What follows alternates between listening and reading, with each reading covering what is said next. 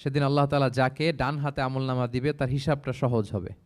আল্লাহর হাবিব সাল্লাল্লাহু আলাইহি ওয়াসাল্লাম সবসময় এই দোয়াটা করতেন, আল্লাহুম্মা হাসিবিনা হিসাবান ইয়াসিরা। হে আল্লাহ, আপনি আমার হিসাবটাকে সহজ করেন, হে আল্লাহ, আপনি আমার হিসাবটাকে সহজ করেন। এই দোয়াটা আপনারাও পড়বেন, আল্লাহুম্মা হাসিবিনা হিসাবান ইয়াসিরা। দেখেন, আল্লাহর হাবিব সাল্লাল্লাহু আলাইহি ওয়াসাল্লামের ব্যাপারে বলা হয়েছে গফিরা লাহু মা তাকাদ্দামা মিন যামবিহি ওয়া মা তাআখার।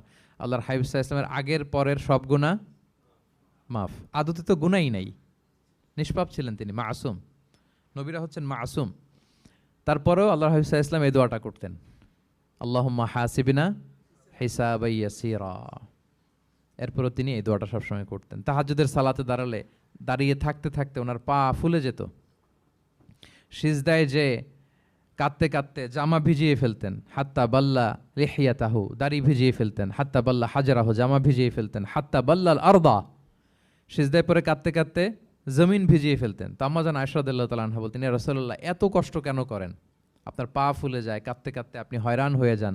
আল্লাহ তো বলেছেন যে আপনার আগের পরের সব গুনাহ মাফ। আল্লাহর হাবিব সাল্লাল্লাহু আলাইহি ওয়াসাল্লাম বলতেন, আফালা উহিব্বু আন আকুনা আবদান শাকুরা।